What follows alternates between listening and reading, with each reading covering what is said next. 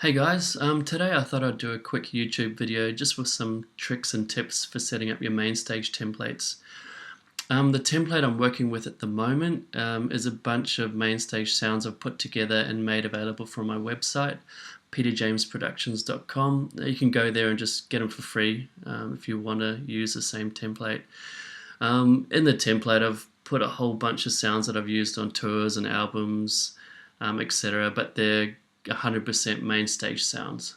The only difference between the one that you'll download from my website and what I've got here is I've just added a few more patches at the bottom, some from Pete's Patches Omni and another one from Native Instruments, just a piano, just to show some examples with them. Cool. So the first thing I look for when I'm setting up my MainStage template is to make sure all my sounds consistent volume wise, and I found the best way to do that is to pick a reference sound that you keep going back to check the volume.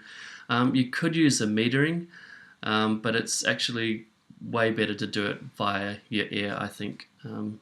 So I try to pick a sound that's got a lot of bottom end, a lot of mid-range and a lot of top, just so I get the full spectrum of the sound and it's easier to compare it with other sounds.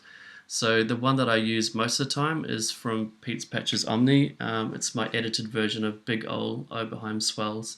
And as you can hear, it's got a lot of bottom end and a lot of top end as well. So it's a good reference sound to kind of reference your other sounds volume-wise.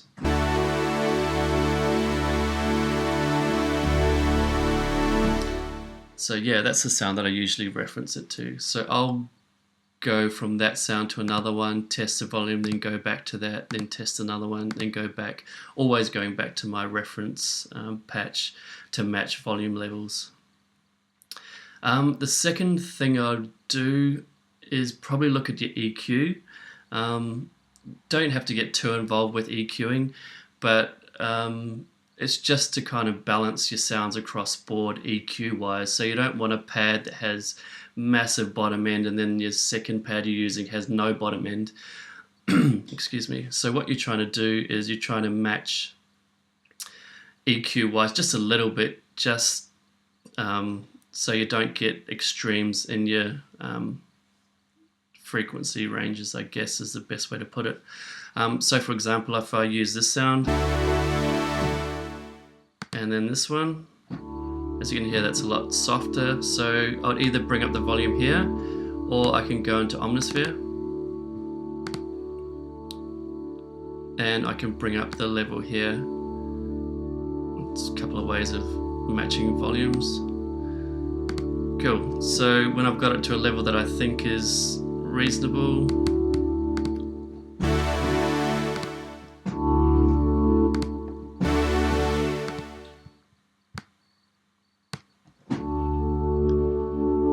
then I'll try to match it EQ wise maybe a little bit. This one has a little bit more lower end, kind of low mids. So you could either do this inside of Omnisphere or you could just use the EQ inside MainStage, which is a lot easier.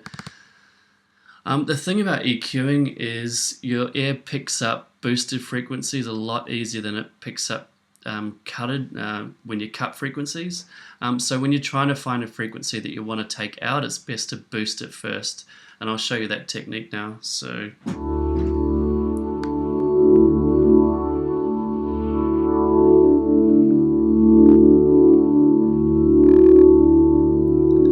I'm hearing it really muddy in this kind of area. So I'll just take that out.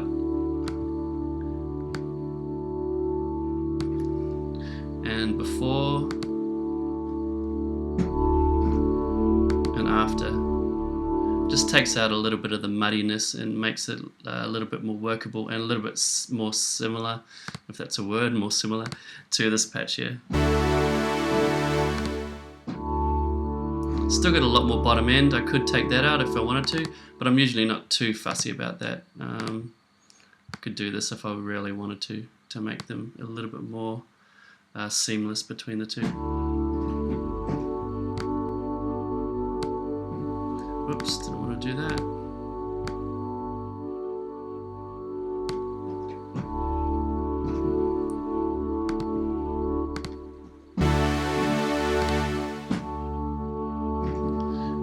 might need to boost the volume a little bit to match it. Cool. That's one way of EQing. Another way to find those frequencies that you don't want is to use the analyzer. So let's reset these, and I can turn on the analyzer. And see how you can see it's boosted at this frequency range here and boosted around here. And that's a good reference to go, okay, what do I need to take out?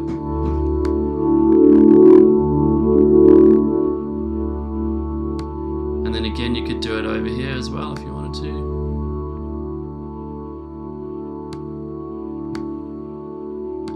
Or you could just put that low shelving EQ like I did before.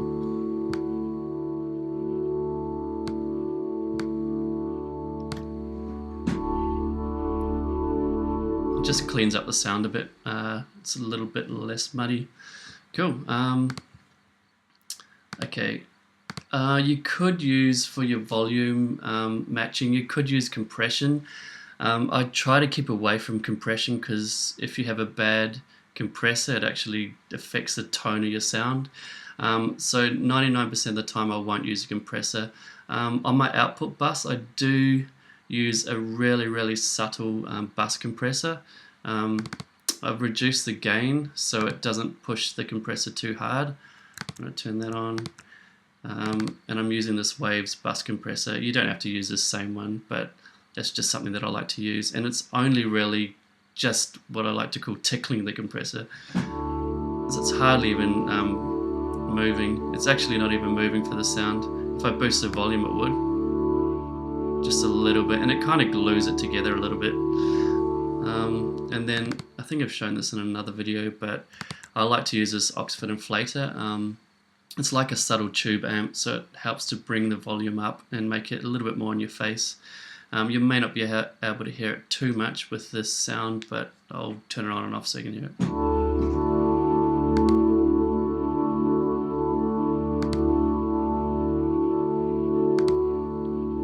It just gives it a little bit more life with that plug-in there.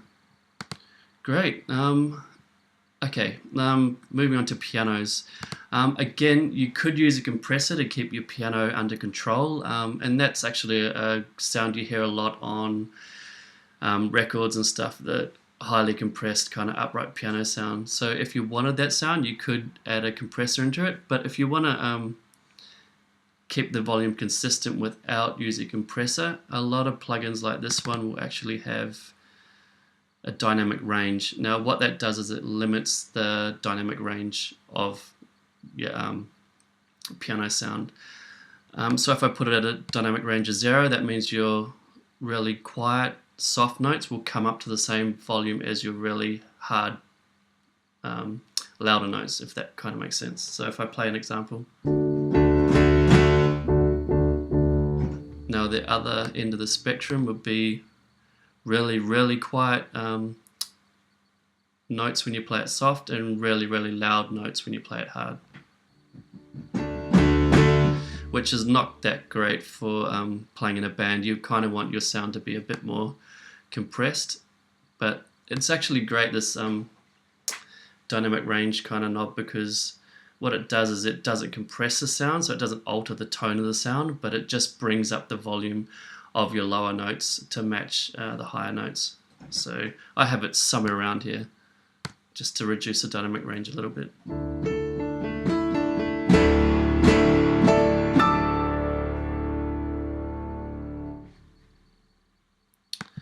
Great, I'll show you a few other little tricks and tips that I like to do when setting up MainStage templates. Here's a pad that I use for With Everything. Okay, and what I've done is I've actually mapped the mod wheel to the cutoff frequency. That way I can brighten the sound and mellow it out whenever I want. And I use that to build a song dynamically a lot. So what you can do is just select that, go to mappings, go to cutoff, map parameter, and you just simply move the slider that you want it to follow. I've already done it in the past, but I just did it again to show you. And there we go, it's mapped. You can set up as many knobs and sliders as you want in the layout menu, but I've just kept it really basic for now. Now with Omnisphere, it's a little bit different. What you need to do is you need to assign your slider or your knob to a MIDI number. So what you do is you select first, send to all, keyboard destinations. I'm just going to send it out 1. Most mod wheels are defaulted to MIDI 1. And as you can see, if I move the mod wheel, yep, it's mapped to that. Then I go to Omnisphere, find the slider that I want to map to that mod wheel, right mouse click, MIDI CC learn, and now just move the mod wheel or whatever slider or whatever you're trying to map to that. Great, and now that's mapped. Another little trick that I like to use inside Omnisphere to keep volume consistency is this. What I want to do is, no matter how hard I play, the velocity that I use on my keyboard, I want the pad to stay consistent. I do this a lot. So the easiest way to do that is, first of all, I need to go to link. The reason I need to link both these sides is this is a 2-part patch. It's actually made up of 2 different sounds, part A and part B. By hitting the link button, it means that anything that I do inside this screen will change the parameters for both part A and part B. I mean, I could do them separately, but I might as well just link them and then save myself some time. Then I go to this velocity slider here and just reduce it to 0. So no matter what velocity I play, it should be consistent. And then I just go up to the filter here and just make sure that the envelope filter isn't following what I do velocity wise. Then I'm going to turn this cutoff frequency all the way up to open up the envelope, because I've already got it mapped over on that page. So now, no matter how hard I play it, it's going to give me the same consistent volume. Okay, just one more little trick that I like to use inside Omnisphere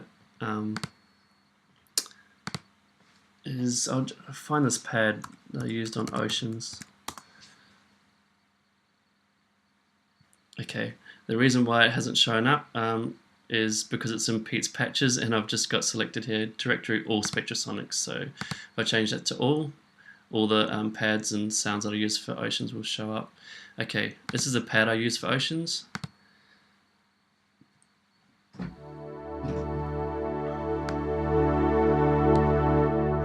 And as you can hear, this pad has a really slow attack, which was perfect for Oceans, but it's not perfect for all other songs that I might be wanting to use it with. So the first thing I do, link both sides, because it's got A and B. I can change the attack down to 0. You can hear that it's created a little audio pop, so I might move it just off. There we go, it's got rid of the audio pop, but as you can hear, it's still taking a long time for the sound to build up. The trick here is the build up in sound is actually caused, well, it's actually been sampled like that. So the only way to change the attack is to change the sample start time. And this is already selected on sample. All you do is move this slider to your right, and what it does is it cuts into the sample, so you're not hearing the first part of the sample anymore, and that creates a faster attack. Hear how the attacks increase now, and I can move it as far as I want. And as you can hear, the start of the sample sounds quicker, so it'll work with songs that maybe don't suit a really slow attack pad. The last thing I wanted to show you is how to set up minimum and maximum parameters for your various sliders and knobs inside MainStage. This is really helpful, especially with volume sliders and things like that. I'm going to show you with the master volume slider. So this is a master volume slider. As you can see, after selecting it, under mappings, you've got your minimum range and your maximum range. So I've got it set at 3 dB, but you can change it to whatever you want. You can change it to 0 dB if you wanted. And basically what it means is no matter how far you push that slider up, it's never going to go above 0 dB. This is great for a live situation when you've got that slider mapped to an external MIDI controller. It means no matter how far you push that slider up, it's never going to go above whatever you set the range max to be. And obviously that's great if you're wanting to set a limit to your volume and not distort your overall output.